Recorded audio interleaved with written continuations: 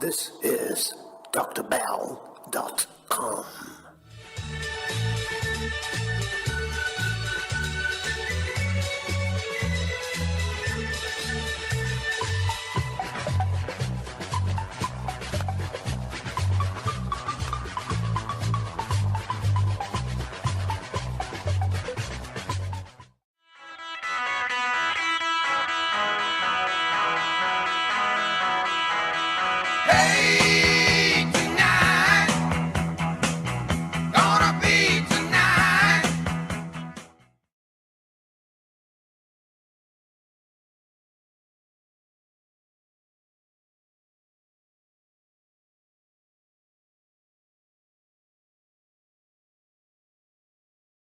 I think the bigger overriding problem is in terms of leadership and management and personal issues for him. I don't think he's a leader. I think what people tend to forget now is that now that he's won the election, he's the president, he is also the commander-in-chief. And he's also in charge of the federal government. That's 4 million plus employees. Everything he says, everything he does, when he does the press conference yesterday, he's not only talking to the media, he's not only talking to the people who voted for him, he's talking to 4 million plus employees. He's speaking as the commander-in-chief to the military. And so when you do that, you have to come across as a leader. You have to show leadership qualities.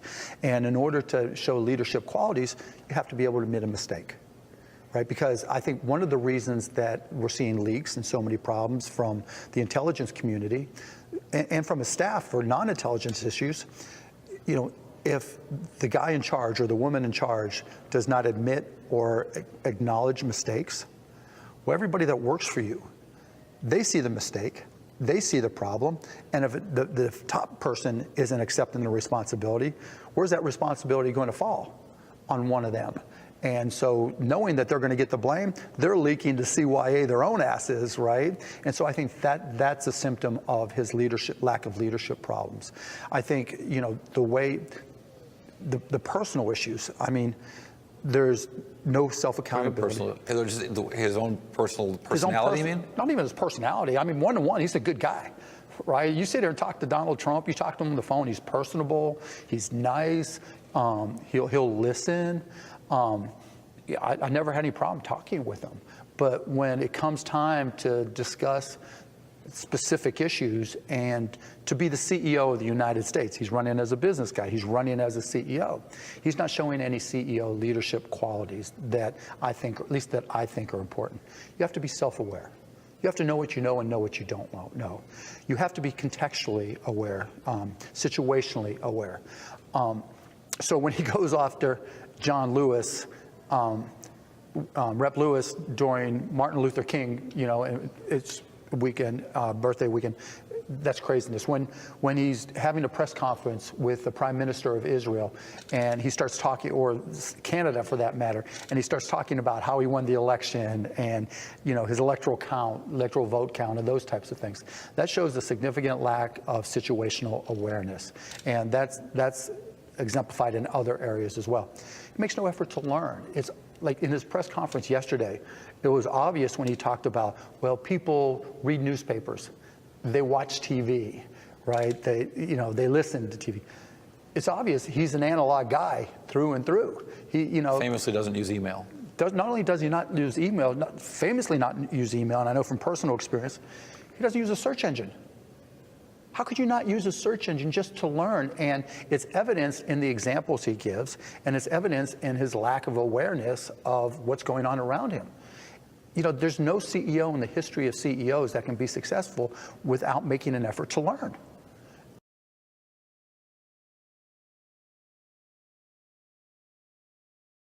No, he's taken a very aggressive position on trade with Mexico. He said he wants to renegotiate NAFTA and get a better deal for the American people. I don't think that to renegotiate something that has more than 20 years is a bad issue.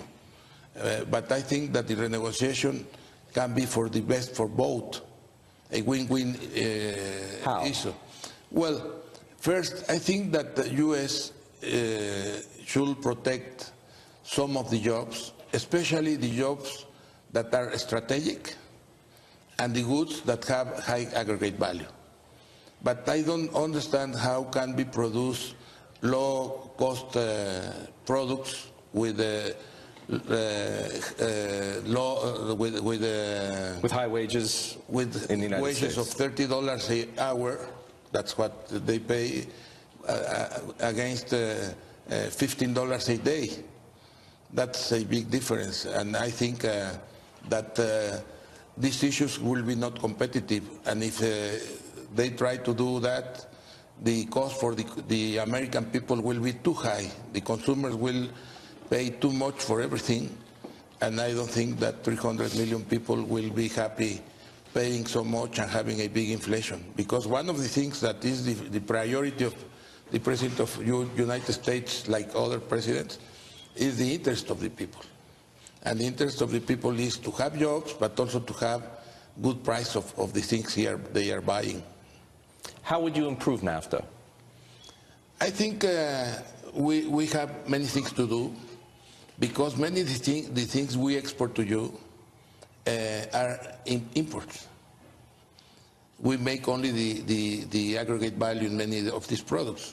I think one of the ways is buying you more things, that you produce more strategic things, and another way is that we make the insumos, and you finish them there, and you have a big deficit worldwide. I think it's a big opportunity for Mexico, especially now with the currency rate will be especially cheaper. Yes, sure, Mexican exports are very competitive. The other thing is that when you buy other countries, other places, you buy goods and you give assets. With Mexico, you will buy goods, but you will own the factories here. And at the end of the day, the important thing about is not only the trade, but also the capital movement. Because the trade can have a deficit, but the capital movement that get back to U.S. take out this deficit. You only leave something labor and other not tradable services. So your attitude toward the Trump presidency is perhaps a little more positive, perhaps, or optimistic than some people might have thought.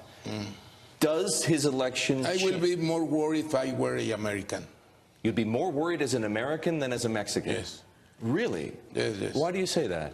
Well, because if he's going to close the economy, it's bad.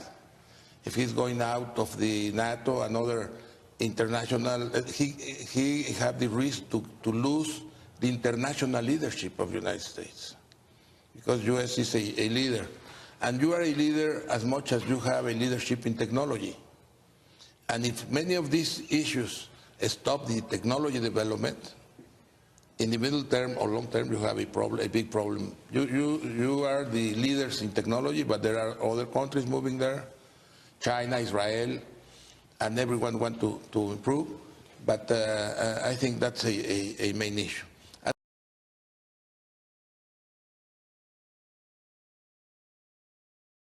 I think we're almost 24 hours away from the inauguration of the 45th President of the United States. Where does he stand in an open society? Well, I have described him as an imposter and con man and a would-be dictator. But he's only a would-be dictator because I'm confident that the Constitution and the institutions of America, of the United States, are strong enough. The division of power is in operation, and he would be dictator if he could get away with it, but he won't be able to. Because he will be stopped at what point? If he goes too far? That's right. In foreign policy or domestic policy? In both areas. Obviously, in foreign policy, he has greater powers than in domestic policy. But I think Congress will be a bulwark protecting its rights. And when Trump oversteps the mark, they will fight back. And if they have a bipartisan coalition, they will actually succeed in limiting him. The markets for the moment seem to be behind Donald Trump. It lost you a lot of money. What are they seeing? Well, they are facing really a unique victory because they are in control of the presidency, of effectively Congress, and well, it's not official, of the Supreme Court as well. So this is the Republicans, but what about the markets? The markets, the stock markets? Well, because the markets see Trump dismantling regulations and reducing taxes. And that has been their dream. So their dream has come true. What does it mean for the U.S. economy? Well, that's a very open question because right now the uncertainty is at a peak because it's impossible to predict exactly how Trump is going to act because he hasn't actually thought it through. He didn't expect to win. He was surprised. You know, he was engaged in building his brand and improving it by his success in attracting crowds. And it's really only when he got elected that he started seriously to think about what he's going to do. I personally am convinced that he's going to fail, not because of people like me who would like him to fail, but because the ideas that guide him are inherently self-contradictory, and the contradictions are actually already embodied by his advisors. He's got 3 chiefs of staff instead of 1, and in his cabinet, and therefore you will have the various establishments fighting with each other. And that is going to cause a very unpredictable outcome. So right now, uncertainty is at a peak. And actually, uncertainty is the enemy of long-term investment. So I don't think the markets are going to do very well. Right now, they're still celebrating, but when reality comes, it will prevail. Why do you say you would like him to fail? Is it because he can do a lot of damage if he continues, or it's ideologically different to you? No, because he actually stands for that other form of government that is the opposite of an open society. This I called it open society, but it's really better described as dictatorship or a mafia state. That's the threat. But as I say, in America it will not succeed.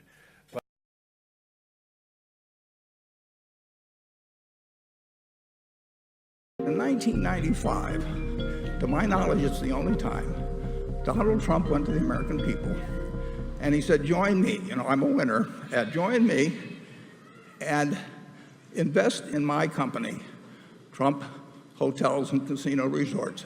It's the only time he asked the public to join him. But now you got a chance to join the great man in this investment. That was in 1995.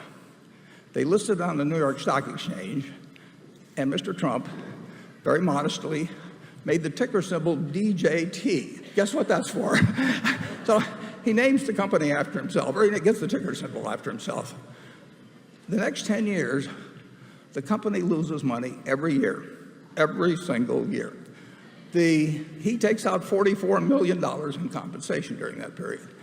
In 1995, when he offered this company, if a monkey had thrown a dart at the stock page, the monkey on average would have made 150%.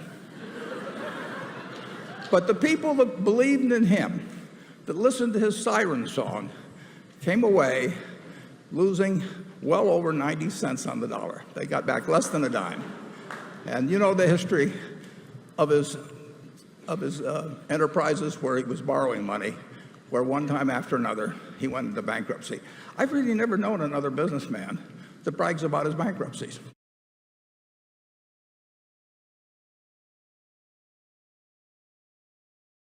I'm interested in your take when it comes to politics and the economy on Donald Trump. Trump has been all over the media saying he's a hugely successful businessman and would know how to run this country better than it's being run now. He told me that many of the leaders we have right now in government aren't very smart. Would Donald Trump make a strong president? Well, he might be quite decisive, but do I consider Donald Trump an ideal decision maker or manager of anything? And the answer is no. And the last person almost I'd want to be president of the United States is Donald Trump. Really? Yes. Why? Well, I think he has qualities that make him unsuitable for the office. Those qualities? Vainglory, puffery to too large an extent. I could go on and on. Feel free. No.